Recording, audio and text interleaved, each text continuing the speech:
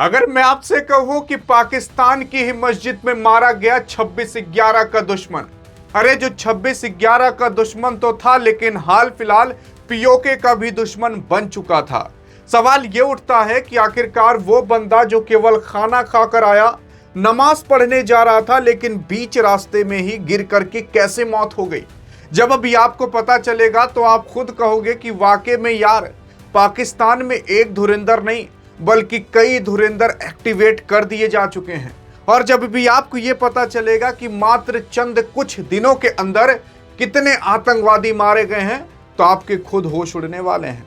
आप खुद कहोगे कि बाप रे बाप, इतना तो रणवीर सिंह ने नहीं मारा था धुरंधर पिक्चर में जितना वाकई में यहां पर मार दिया जा रहा है। सुनिए तो सही हुआ क्या है यार। अगर आप देखने की कोशिश करोगे तो लश्कर का जो कमांडर था उसकी संदिग्ध तरीके से मौत हो गई।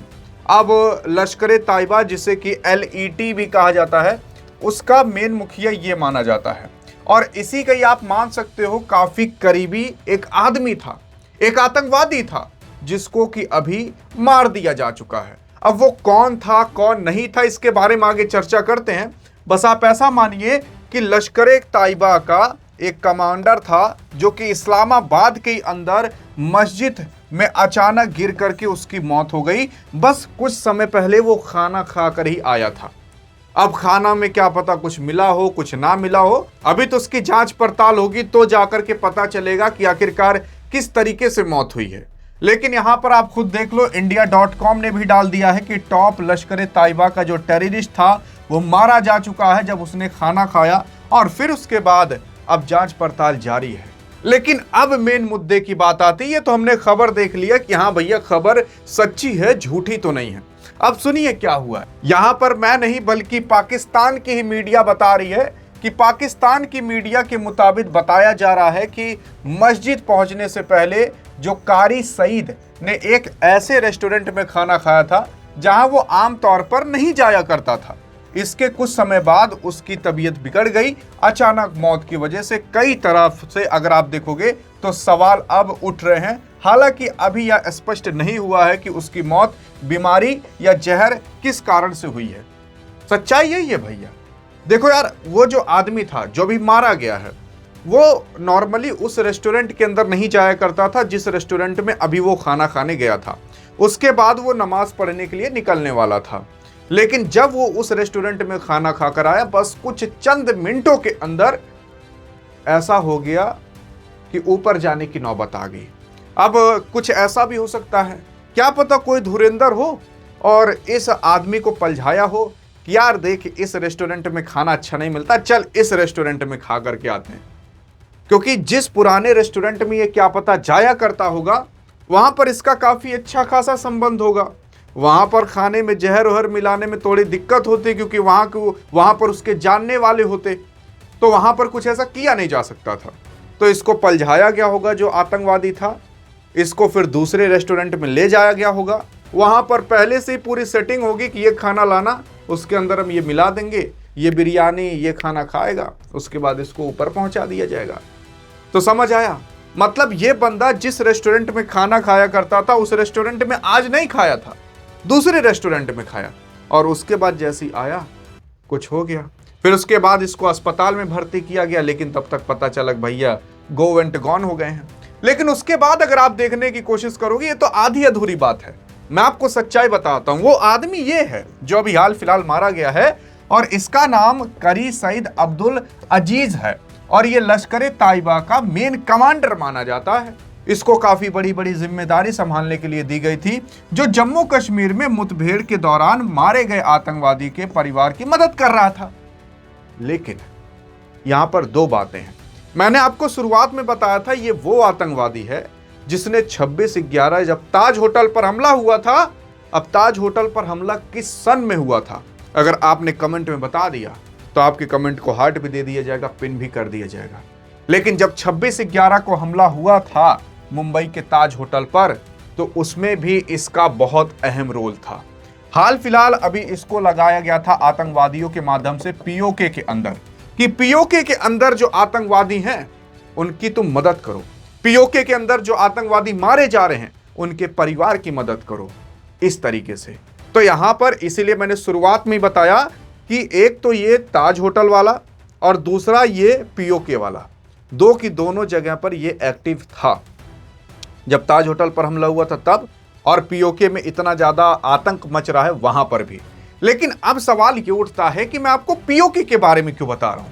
अब आपको समझ में आएगा कि मेन मुद्दा है क्या। लेकिन एक बार और देख लो, भारत का एक और दुश्मन ढेर हो गया है। लश्कर कमांडर का करी सईद की इस्लामाबाद में मौत हो चुकी है।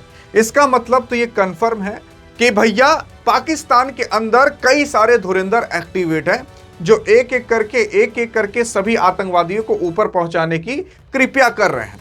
यहां पर देख सकते हो वही आतंकवादी है, खाना खा करके आया, सीढ़ी पर बैठा, उसके बाद पता नहीं क्या हो गया, मर गया। मतलब इसको जब तक अस्पताल ले जाया गया ना तब तक इसकी मौत हो गई।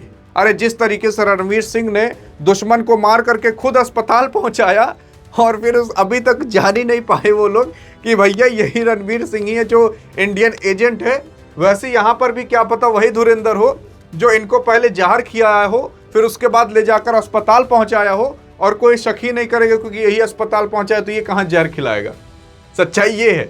और बाकी आपको पता है कि पाकिस्तान की इंटेलिजेंस कितनी तगड़ी है कि यार वो कुछ नहीं ढूंढ पाएगी। सच्चाई तो ये है कि अगर सामने हाथी भी खड़ा रहेगा तब भी वो नहीं ढूंढ पाएगी। सच्चाई ये, इतनी तगड़ी इंटेलिजेंस है पाकिस्तान की। अब देखो यार, पाकिस्तान की आतंकवादी कह रहे हैं कि यार भारत ने लश्कर अभी जो आतंकी हैं, और लश्कर आतंकी ने खुद बोला है कि भारतीय एजेंट ने हमारे 30 लोगों को मार दिया है। समझ आया?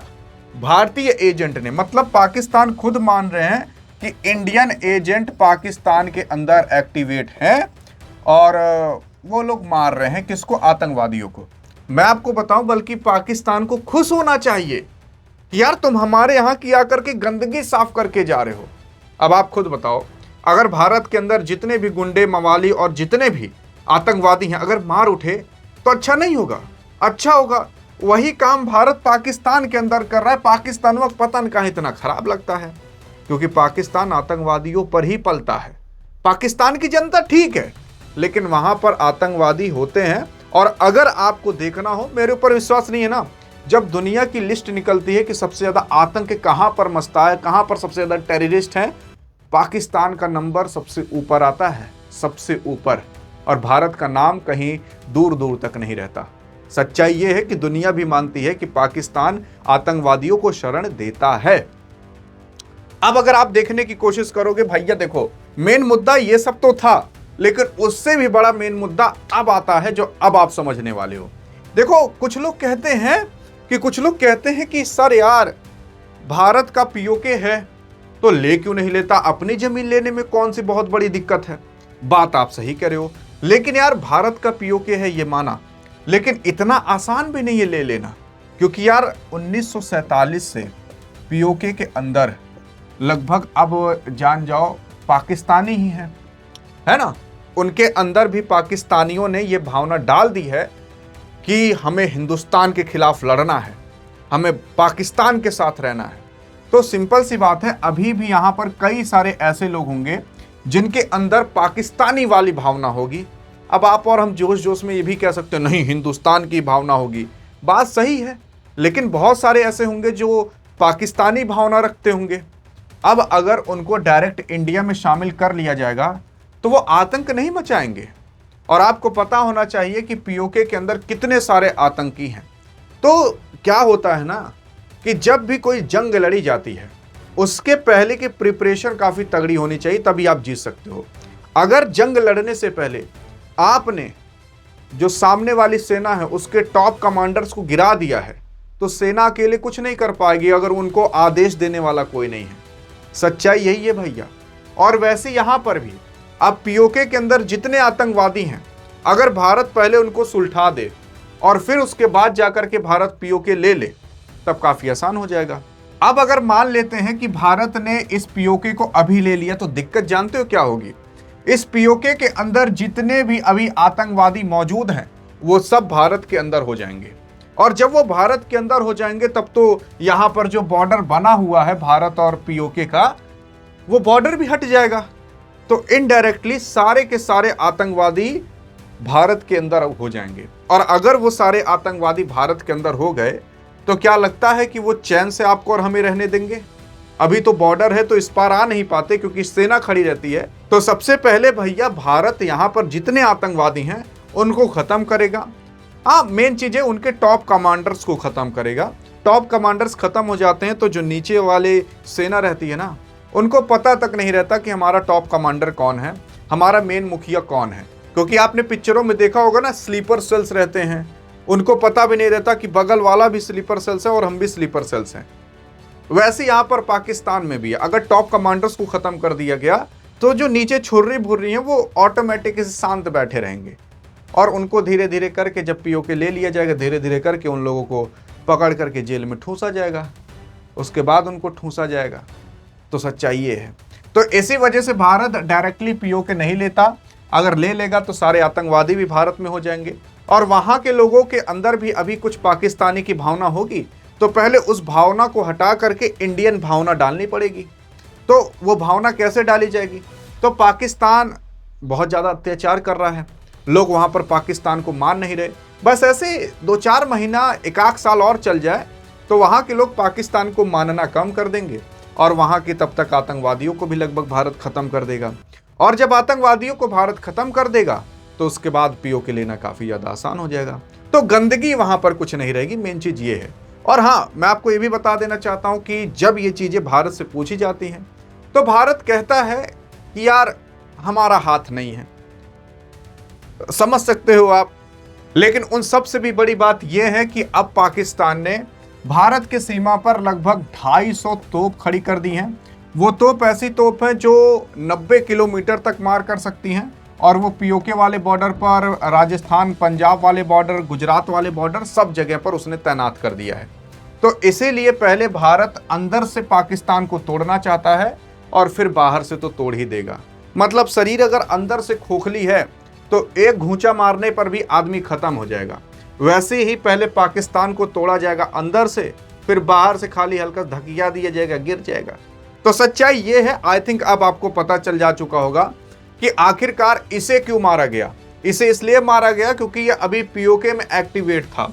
तो पहले जितने भी पीओके वाले आतंकवादी हैं उनको खत्म कर रहा है भारत और फिर उसके बाद पीओके लेने की तैयारी होगी। तो आप ये मत सोचिए कि पीओके लेने की तैयारी नहीं हो रही।